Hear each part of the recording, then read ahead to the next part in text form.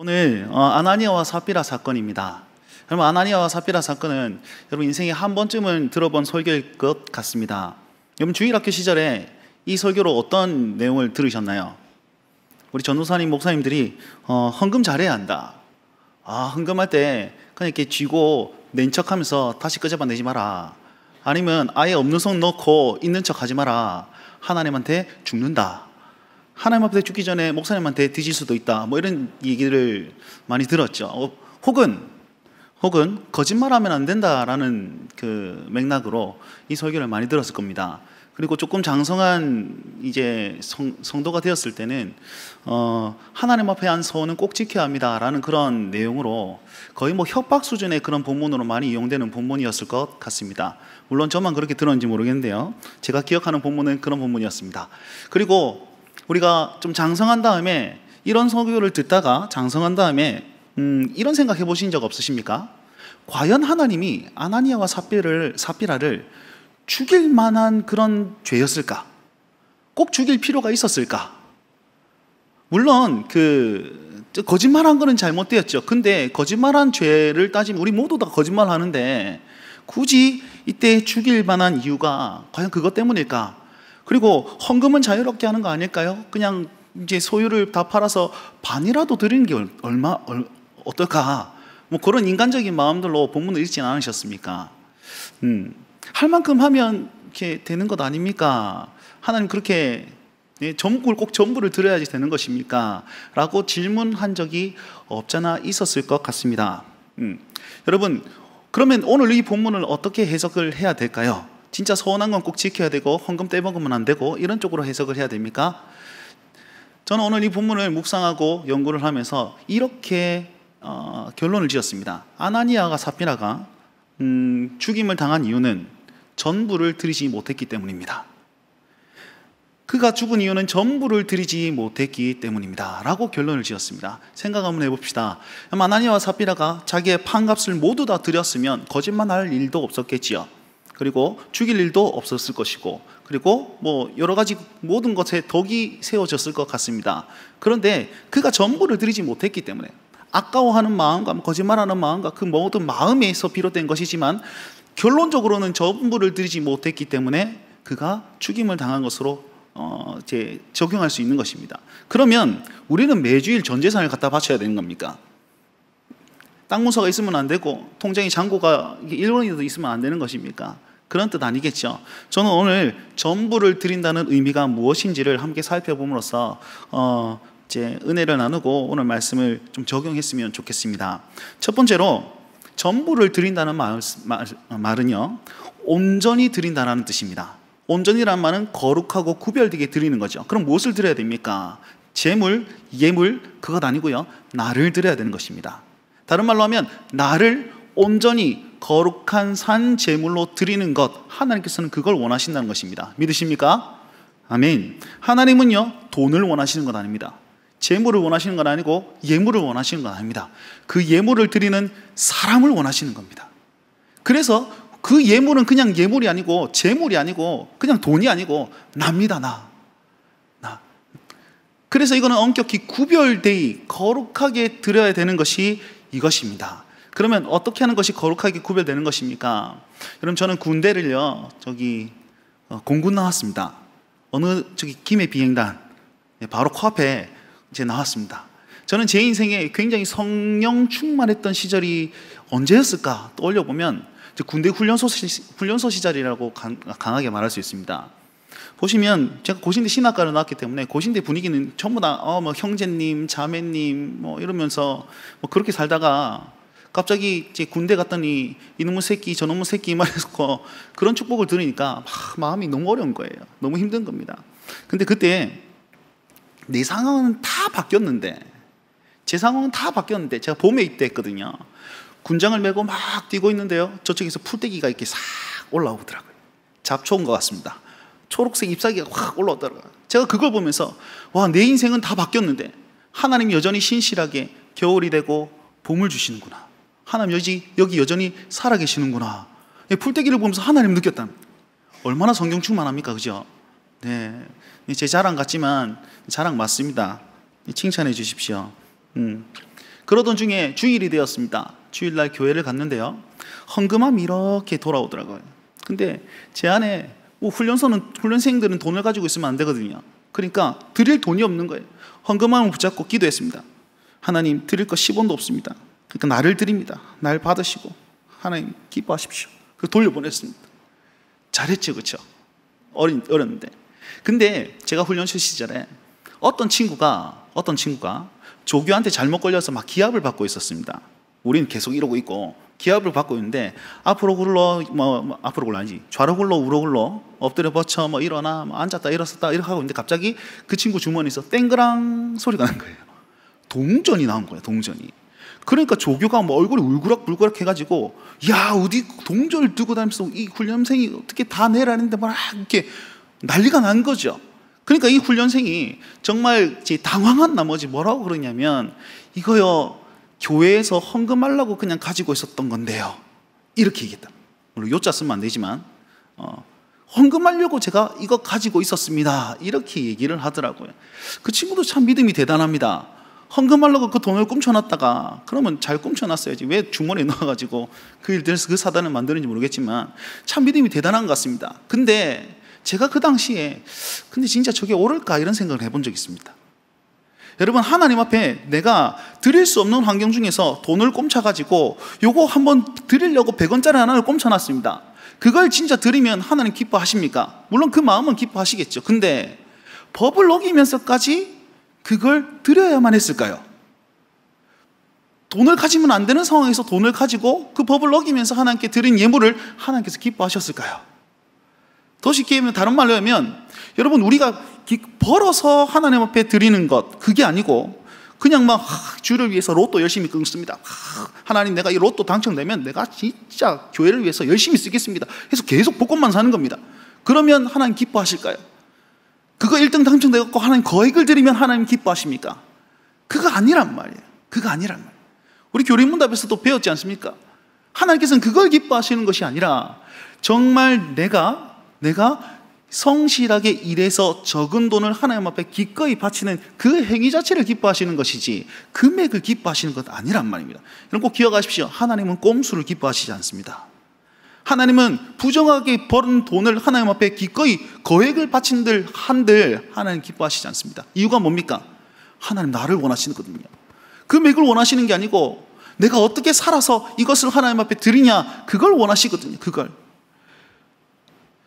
여러분, 가인과 아벨 기억하시죠? 가인의 제사는 받지 않고 아벨의 제사는 받았습니다.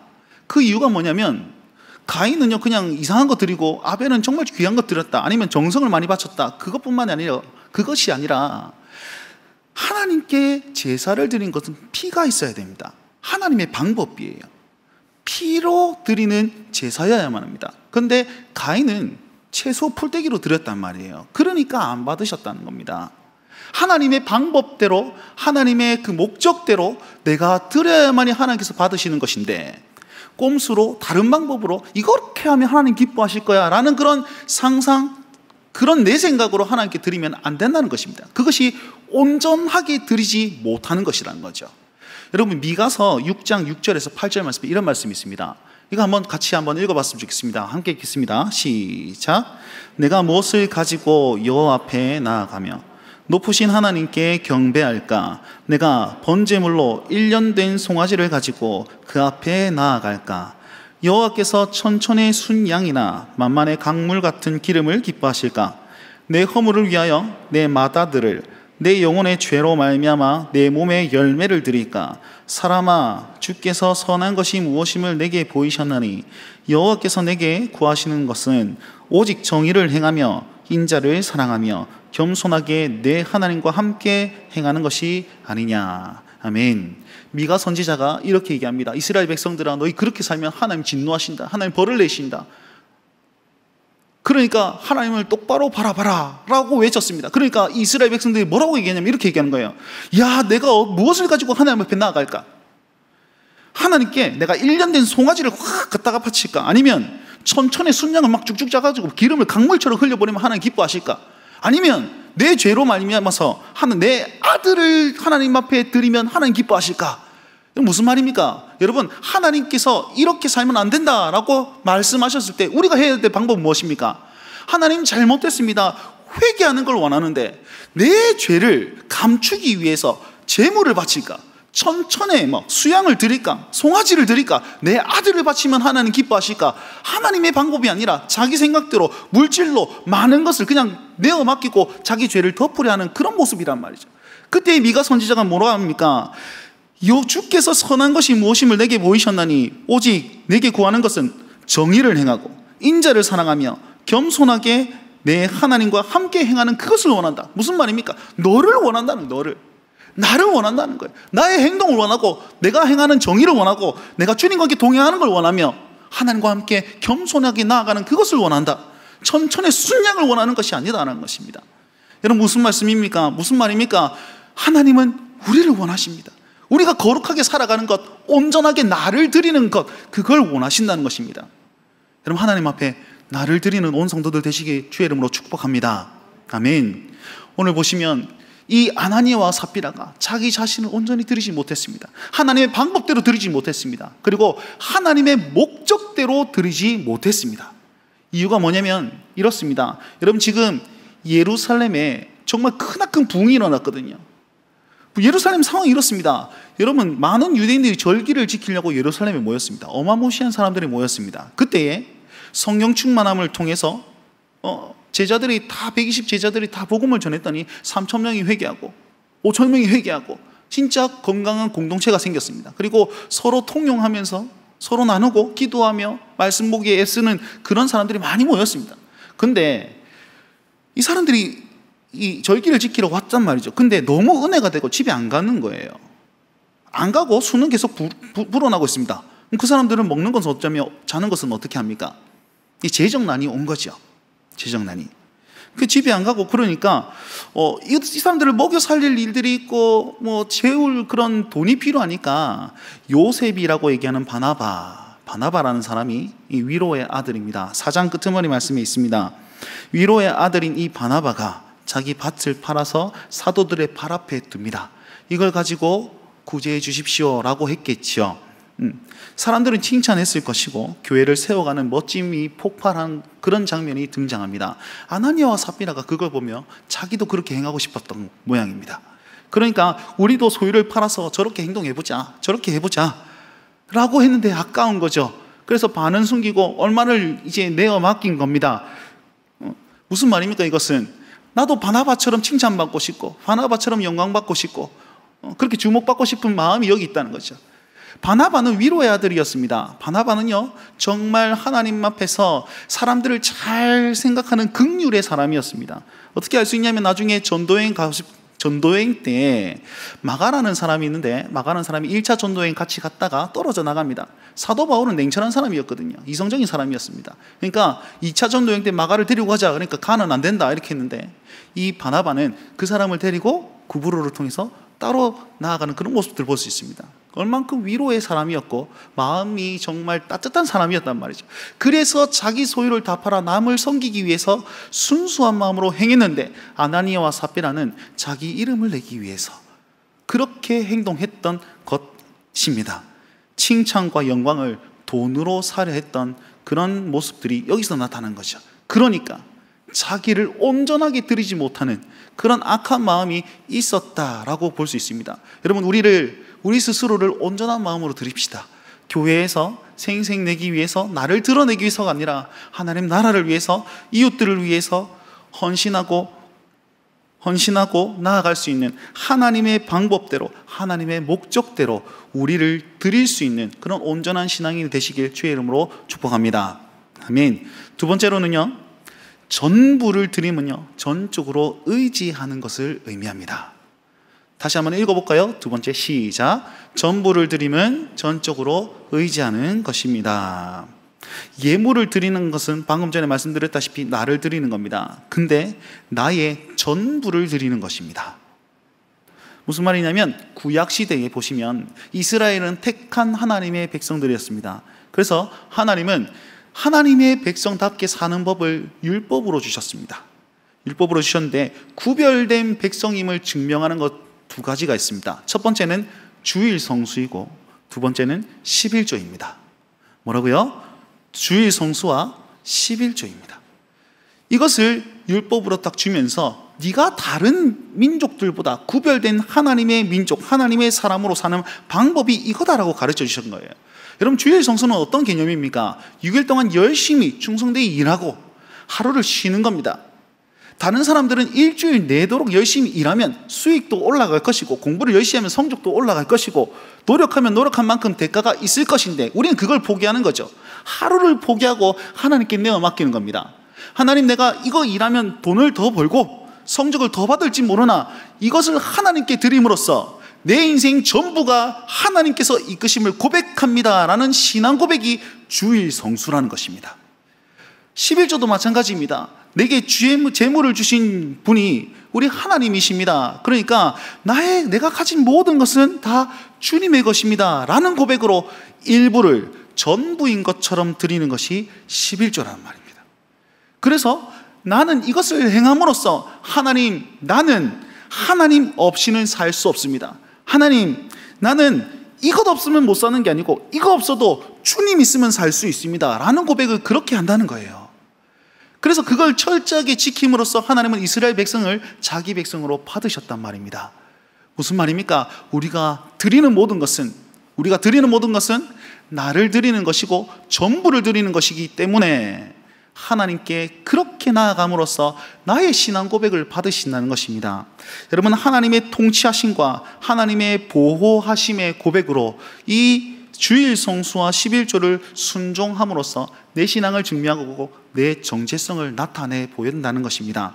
여러분, 우리는요, 하나님 앞에서 절대 의존적인 자세를 취해야만 합니다. 이게 무슨 말이냐면, 하나님 없으면 살 수 없습니다. 하나님만이 나의 유일한 소망이고 나의 유일한 희망입니다 라고 고백하는 겁니다. 하나님과 함께 이걸 보험 딱 들어놓고 나는 이거 있으니까 하나님 배신 때리면 내가 이거 가지고 살래 라는 것이 아니라는 것입니다. 여러분, 어린아이가 진짜 자유로울 때가 언제입니까?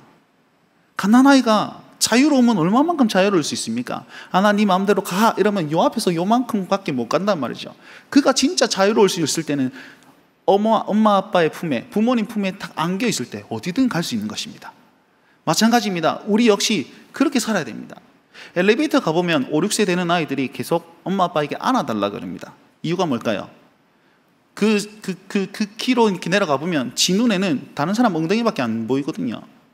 사람들 엉덩이만 쳐다보니까 얼마나 깝깝하겠습니까? 거기서 자유할 수 있는 방법은요, 엄마 아빠에게 안기는 것. 그래서 안아달라 안아오면 자유하거든. 다 보이거든. 이렇게 우리는 주님께 그렇게 살아야 되는 겁니다. 그 방법이 그것을 증명해내는 것이 무엇입니까? 내 전부를 드리는 그 마음으로, 그 신앙 고백으로 일부를 전부인 것처럼 드리면서, 하나님, 내가 이렇게 주님을 의지합니다. 내가 주님 없이는 살 수 없어서 이렇게 드립니다 라고 고백해야 되는 것입니다. 여러분, 우리 입술에, 우리 삶에 이 고백이 있습니까? 다른 데 그냥 꼼쳐두고 이거 보험 들듯이, 이거 만나를 기억해 보십시오. 2배를 남겨두면 그 다음에 다 썩어 없어집니다. 우린 그런 신앙으로 사는 인생이 아닙니다. 하나님 앞에 전부를 드리는 것은 오직 1%도 남김없이 하나님을 전적으로 의지하는 그 신앙 고백이 있어야만 하는 것입니다. 우리 이 신앙 고백으로 하나님을 더욱더 의지하며 나아가십시다. 그럴 때에 하나님께서 우리의 모든 것을 책임져 주시고 우리의 모든 삶의 길이 되어 주실 줄 믿습니다. 세 번째입니다. 여러분, 하나님은요, 우리의 전부를 드림으로써 교회를 세워가시고 또 하나님 나라를 세워가심을 믿으시기 바랍니다. 하나님의 목적은 교회와 하나님 나라입니다. 근데 나는 내 것만 생각하면 이게 핀트가 안 맞는 거죠. 오늘 사도행전 전체적인 말씀을 보시면 이렇습니다. 진짜 교회가 든든히 세워졌습니다. 정말 성령의 아름다운 공동체가 세워졌습니다. 그러니까 사탄이 외부적인 방법으로 공격을 합니다. 사도들을 핍박하고요, 신앙 있는 자들을 핍박하고 감금시킵니다. 잡아갑니다. 그리고 외부적인 공격이 안 되니까 내부적인 공격으로 또 공격합니다. 오늘 본문 말씀은 내부적인 공격이지요. 아나니아와 삽비라를 유혹해서 그 단단한 그 교회를 흐트러 버리려고 사단이 지금 수를 쓰고 있는 겁니다. 그 와중에서 여러분, 우리 4장, 5장부터 7장까지는 이 이 핍박 가운데서 하나님께서 어떻게 주의 일들을 이루어 나가시냐를 보여주고 있는 겁니다. 이 핍박 가운데서 하나님께서는 어떻게 자기 일들 섭리하고 계시느냐를 우리에게 가르치고 있는 겁니다. 결국은요, 우리를 드림으로 말미암아서 하나님은 교회를 든든하게 세워나갈 것입니다. 완전한 하나님 나라에 대한 사탄의 공격이 지금 있는 것이 바로 이것입니다. 여러분, 인류 인생의 정말 완전한 나라가 언제입니까? 창세기 1장에 에덴 동산이었죠. 에덴 동산이 있을 때 누가 와서 유혹을 합니까? 뱀의 모습을 한 사탄이 와서 하와를 유혹합니다. 오늘 신약 시대에 보십시오. 정말 완전한 교회가 세워졌는데 사탄이 아나니아와 삽비라에게 유혹을 하여서 그것을 흔들려고 하지 않습니까? 그리고 여호수아 시대는요, 정말 여리고를 뱅글뱅글 돌아가지고 진짜 손 하나 안 대고 그 모든 것을 다 점령했는데 아간이라는 사람을 통해서 아이성에서 대패하는 그런 일들이 일어납니다. 여러분, 이렇듯 온 교회를 흔들려고 하는 사탄의 세력에서 우리가 어떻게 방어할 수 있습니까? 바로 우리를 온전히 드리고 전적으로 하나님을 의지함으로써 그걸 방어할 수 있다는 것입니다. 그리고 그것이 정말 중요하기 때문에 아나니아와 삽비라를 죽이시기까지 함으로써 교회를 든든히 세워나가는 것입니다. 오늘 11절 말씀입니다. 11절 말씀 함께 읽어봅시다. 11절 말씀입니다. 시작. 온 교회와 이 일을 듣은 사람들이 다 크게 두려워하니라. 아멘. 뭐요? 교회와 이 일을 듣는 사람이 다 하나님을 두려워하는 일들로 나아가게 되는 것입니다. 믿는 사람들이 그리고 다음 주 볼 말씀인데요, 14절부터 18절까지는 믿는 사람이 다 마음을 같이하여 믿고 주께로 나오는 자가 많으니 남녀의 큰 무리더라 라고 또 얘기를 하고 있습니다. 하나님은 교회를 든든히 세워가면서 복음의 확장을 이루어 나가시고 위기 가운데 하나님의 복음을 든든하게 세워나가고 있는 것입니다. 여러분, 우리가 이 일에 동참해야 되는 겁니다. 여러분, 하나님의 시선은요, 지금 여기 있지 않습니다. 우리 한 사람의 구원에 있지 않습니다. 교회의 든든히 세우고 그 교회로 말미암아 이 땅에 하나님 나라 확장을 향해서 나아가고 있습니다. 그러면 언제 그 일들이 일어납니까? 진짜 하나님의 마음에 온전한 마음을 가지고 전부를 드리는 신앙인이 하나님의 뜻이 거하는 그곳에 있을 때에 하나님께서는 그 일들이 이루어지게끔 하셨습니다. 다른 말로 하면 우리가 우리를 온전히 하나님께 드릴 때에 교회가 든든하게 세워지고 그 세워진 교회로 말미암아 하나님 나라가 확장된다는 뜻입니다. 여러분, 그것을 꿈꿔보시지 않겠습니까? 그것을 우리가 사모하며 나아가 보시지 않겠습니까? 여러분, 나를 드렸는데 하나님이 나를 통하여 큰 일을 이루신다. 얼마나 감격스럽습니까? 그런데 하나님의 계획은 저기로 가 있는데 나는 여기서 머뭇머뭇하고 있다면 여러분, 이거 얼마나 억울한 일이 아니겠습니까? 이 시간 우리의 삶을 하나님 앞에 좀 드리며 나아가십시다. 머뭇머뭇하는 신앙인의 우리 발걸음을 한 발 디뎌서 그 하나님 나라를 위해서 전진하며 나아가실 수 있는 여러분 되셨으면 좋겠습니다. 에베소서 2장 10절 말씀에는요, 하나님의 시선은 만물의 통일을 하는 것이 하나님의 그 목표다, 목적이다, 이렇게 얘기하고 있습니다. 우리 잘 먹고 잘 사는 것이 하나님의 목표가 아님을 기억하십시오. 우리가 하나님 앞에 드림으로 말미암아서 나는 드려서 좀 가난할지 모르나 하나님의 뜻 가운데 나아갈 수 있다라는 사실, 그 거룩한 꿈을 품고 나아갔으면 좋겠습니다. 우리가 복음으로 부흥하는 교회, 복음으로 하나님 나라를 세워가는 행복한 교회로 나아가지 않습니까? 그 일에 우리 함께 나를 드리며 나아가셨으면 좋겠습니다. 하나님을 기대하십시오. 하나님을 소망하십시오. 하나님의 뜻 아래 내가 거기 있길 바랍니다. 믿으십니까? 여러분, 그러면 하나님의 뜻은 어떻게 분별할 수 있을까요? 하나님의 뜻은 어떻게 분별할 수 있습니까? 어떤 곳은 그렇게 얘기합니다. 기도할 때에 해가 뜨는 장면을 봤다. 하나님의 뜻은 동쪽에 있구나. 가자, 동쪽으로. 맞습니까? 그거 아닙니다. 그거 아닙니다. 하나님의 뜻은요, 직분자를 통해서 여러분들께 나타내 보이고 있습니다. 직분자를 통해서 이 말씀을 해석해 주심으로, 우리에게 주신 담임 목사님으로 말미암아서 이 말씀을 해석해 주심으로 그 하나님의 뜻을 전달합니다. 그리고요, 우리 당회를 통해서 또 하나님의 뜻을 전달하기도 합니다. 하나님의 직분자들이 전부 다 완벽한 건 아니거든요. 완벽한 건 아닙니다. 저도 흠이 있고, 어쩌면 우리 담임 목사님도 흠이 있을 수도 있겠고, 장로님들도 다 흠이 있을 수도 있습니다. 그래서 한 사람을 세우지 않고 당회, 노회, 총회, 회를 조직하여서 하나님의 뜻을 잘 분별할 수 있도록 만들어 주신 겁니다. 여러분, 이거 사실을 믿으셔야만 합니다. 그래서 있잖아요, 하나님의 뜻은 어디 있는지 압니까?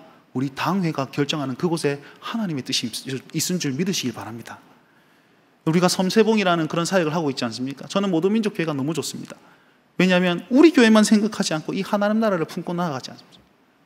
섬세봉, 제가 한 번밖에 참여를 못했습니다. 근데 목요일날 참여를 했는데요, 마음이 부담이 되는 거예요. 그 주일날 담임 목사님께서 그렇게 말씀하셨습니다. 광고를 하실 때 목요일날 한번 갈 필요가 있습니다. 근데 남자들이 많이 필요합니다. 재래식 화장실을 다 뜯어가지고 새로 지어야 되는데 일꾼들이 많이 필요합니다. 그래서 저는 똥 풀어 가는 줄 알았어요. 재래식 화장실을 이렇게 하면 뭐 똥이 튀고 말이잖아요.